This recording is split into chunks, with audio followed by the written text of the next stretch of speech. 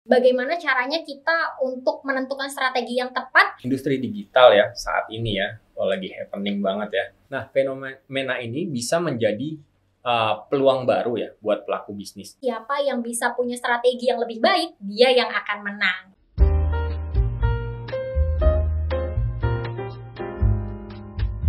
Hai Masterian, semoga dimanapun kamu berada tetap sehat dan semangat ya. Kembali lagi bersama saya Ino di Master Talk, Inspiration Talk with the Master. Pastinya saya nggak sendirian dong hari ini karena kita sudah ditemani oleh seorang pakar yaitu Bapak Rendika Gulmen, Senior Pre-Sales Engineer dari Master System Infotama. Saya panggilnya Mas aja ya, Mas Rendika. Halo, apa kabar Mas Rendika? Baik. Baik ya, luar biasa ya hari Luar ini. biasa. Oke, karena hari ini kita akan ngomongin soal navigasi digital nih bersama Mas Rendika. Jadi teman-teman Masterian di rumah siap-siap mungkin di komen kira-kira apa sih yang mempengaruhi navigasi digital atau use case-nya karena nanti akan kita bahas saat lagi ya. Oke, Mas Rendika, situasi pandemi seperti ini kan memang cukup challenging ya untuk kita ya. Karena seperti permainan lah, seperti games. Kalau kemarin ada yang viral soal Squid Games, bagaimana caranya kita untuk menentukan strategi yang tepat agar bisa memenangkan permainan ya Mas ya. Nah, di pandemi seperti ini memang ada industri-industri tertentu yang ternyata sigap dan juga bisa menang di masa seperti ini. Nah, kira-kira boleh dijelasin nggak Mas? Industri apa saja sih Mas yang justru pada saat seperti ini mengalami perkembangan? Baik, untuk industri digital ya saat ini ya, lagi happening banget ya. Kalau kita tahu beberapa industri digital ini dari yang dulunya konvensional, sekarang beralih ke digitalisasi. Nah, industri apa tadi pertanyaan Mbak Ino? Industri apa sih sebenarnya yang saat ini bisa berjalan gitu pada saat pandemi saat ini? Yaitu salah satunya adalah e-commerce. E-commerce ini mungkin Mbak Ino atau teman-teman Mas Rian juga udah pada tahu ya. Jadi kalau e-commerce itu yang dulunya kita datang ke toko fisik gitu ya, ke warung atau ke mall gitu ya, harus datang ke tempat penjualnya baru kita dapat barangnya. Nah, e-commerce itu mengadopsi dulunya konvensional, sekarang digitalisasi secara perdagangan. Nah, ini sangat membantu banget bagi pelaku bisnis ya. Jadi industri ini sangat hype banget sekarang karena tidak ada lagi jeda antara kita membeli ataupun mendapatkan barang itu. Jadi semua ada di genggaman kita. Di semua handphone mungkin teman-teman juga punya, di handphone aplikasi itu udah ada. Jadi mempermudah. Yaitu satu pertama adalah e-commerce. Kemudian yang kedua di industri digital yang sekarang happening itu juga ada namanya fintech. Nah, gampangnya fintech itu sistem pembayaran yang dulunya menggunakan uang kertas, uang logam gitu ya, secara fisikal uang gitu ya. Sekarang beralih menjadi platform digital, jadi uang digital. Nah, fintech ini banyak digunakan oleh e-commerce juga untuk sistem pembayarannya. Jadi ini mendukung digitalisasi juga. Jadi secara perdagangan dihandle untuk e-commerce-nya, tapi untuk secara transaksinya kita menggunakan fintech teknologi. Nah, yang ketiga mungkin yang bisa diadopsi dari industri digital saat ini adalah sistem bekerjanya. Jadi teknologi yang mendukung saat kita bekerja.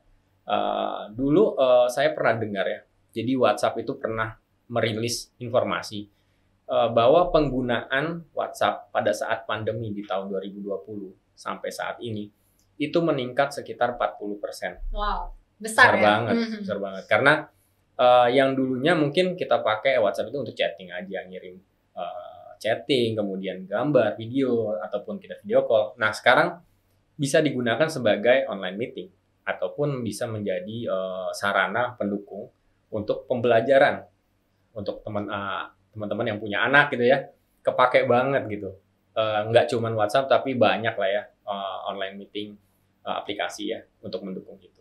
Oke, berarti tadi ya memang saya juga pakai dompet digital ya Pak. Jadi kerasa banget nih digitalisasinya sekarang ini ya. Nah, menurut Mas Rendika sendiri, sebenarnya fenomena perkembangan navigasi digital ini seperti apa dan sudah semasif apa? Oh, kalau dibilang masif banget, sangat masif. Karena era digitalisasi ini sudah melanda ke semua aspek ya. Jadi nggak cuma dari sisi IT gitu ya, tetapi sampai di tukang-tukang bakso gitu ya, atau penjual-penjual gerobak lainnya yang ada di pinggir jalan menggunakan sistem digital saat ini untuk pembayarannya kah, ya kan, untuk promosinya itu mereka menggunakan teknologi saat ini gitu. Nah, fenomena ini bisa menjadi peluang baru ya buat pelaku bisnis, menjadi nafas segar juga untuk mereka untuk menjalankan inovasinya. Selain itu, selain ada peluang yang terbuka, yang baru, tetapi di situ ada tantangan baru juga, Mbak, di dalamnya. Ya, oke. Saya juga kemarin sempat beli bakso ya di pinggir jalan. Terus pas mau bayar, nggak usah pakai uang biasa, Mbak. Ini scan aja. Wih. Waduh, tukang bakso aja sekarang udah bisa Keren scan banget, barcode nih.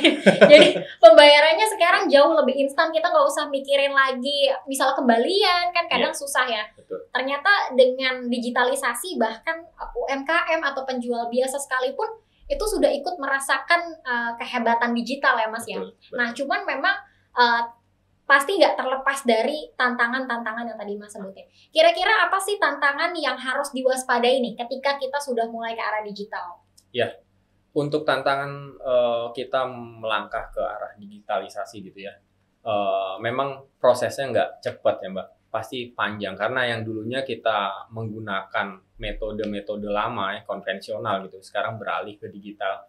Itu membutuhkan proses migrasi ya. Migrasi ini maksudnya cara untuk kita bertransaksi itu berubah, ya kan.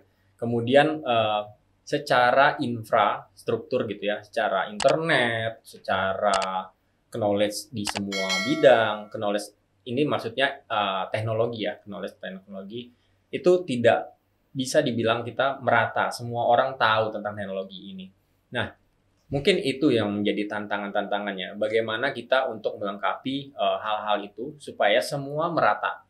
Dari infrastruktur jaringan internetnya, kemudian knowledge dari setiap orangnya, itu menjadi hal-hal ataupun tantangan-tantangan baru yang bakal dihadapi. Oke, tantangannya seperti itu ya. Iya. Nah, kalau misalnya sebuah bisnis sudah siap nih sebetulnya, tapi dia mau ngukur dulu nih, kira-kira kapan sih sebuah bisnis dikatakan sudah siap untuk mulai ke arah digital? Bagaimana cara mengukurnya tuh, Mas? Iya.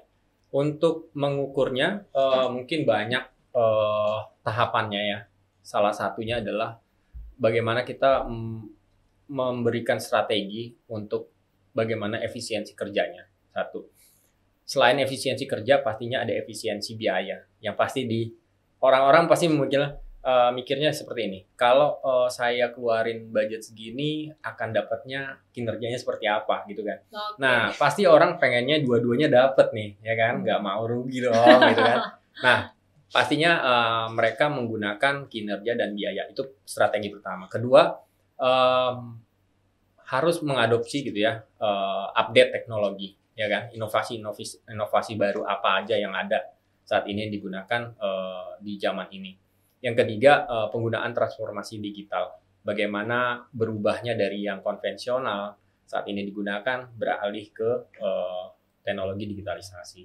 Jadi 3 itu sih Mbak. 3 itu ya tadi ya. Oke, setelah kita coba ukur nih, terus ternyata kita sudah mulai mau mengimplementasi.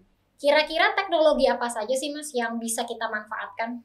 Ya, kalau berbicara teknologi mungkin banyak ya Mbak. Salah satunya atau salah duanya atau salah banyaknya itu ada perangkat Internet of Things, IoT.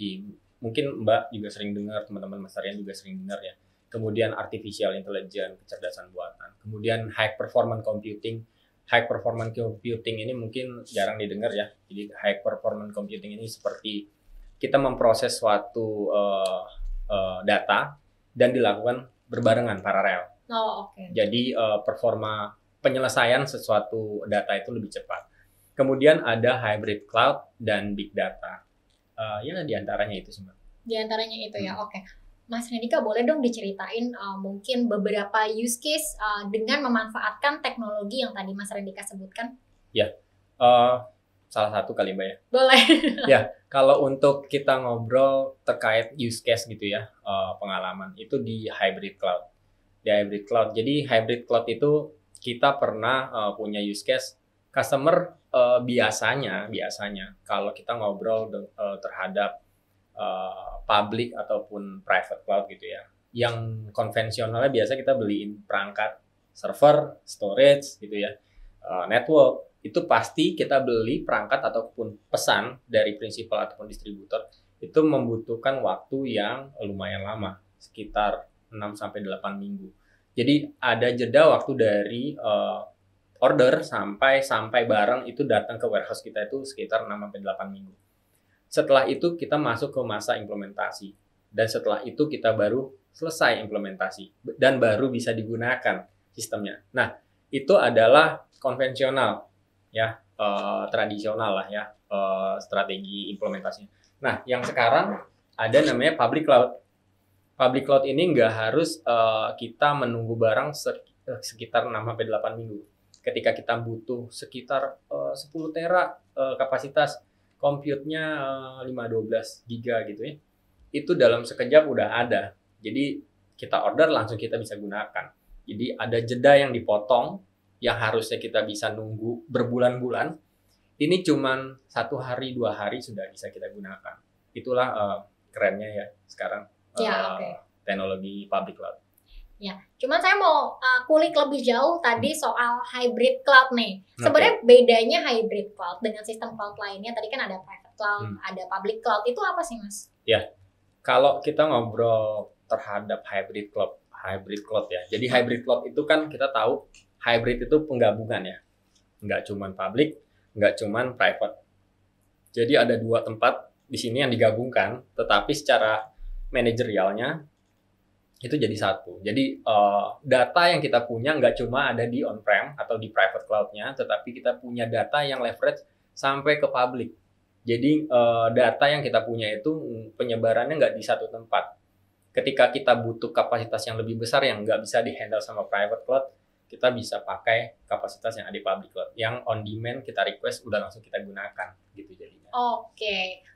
Tadi berarti kita sudah tahu ya bedanya hybrid cloud dengan sistem cloud lainnya. Kemudian tadi kita juga sudah dengar cerita-cerita soal tren digital pada saat ini ya. Nah, untuk Master Rian semuanya yang mungkin kepikiran apa lagi nih tren yang mengarah ke digital yang belum kita sebutkan, bisa tulis di kolom chat. Nanti kita akan bacakan di next episode supaya kita juga bisa bahas lagi nih. Kira-kira ada tren apa lagi sih yang mengarah ke arah digital? Oke. Nah, kalau tadi kita simak dari pembahasannya Mas Rendika, artinya kita memang sudah harus siap bertransformasi ya. Tadi kita sudah diajarin gimana cara ngukurnya, kemudian cara memulainya untuk bisa beradaptasi ke arah teknologi digital. Karena seperti yang saya bilang di awal, kita sekarang di era pandemi itu seperti eranya games ya Mas ya. Dimana ya siapa yang bisa punya strategi yang lebih baik, dia yang akan menang. Seperti itu. Terima kasih banyak Mas Rendika sudah bersedia berbincang bersama kami di Master Talk. Terima kasih juga untuk Master Rian semuanya yang sudah bersama kami hingga akhir Master Talk ini. Jangan lupa subscribe, like, komen, dan share ke seluruh sosial media yang kamu punya. Teman-teman juga bisa kontak kita di markom@mastersystem.co.id. Saya Innocent pamit undur diri. Master Talk, Inspiration Talk with the Master. Sampai ketemu di episode selanjutnya. Dah.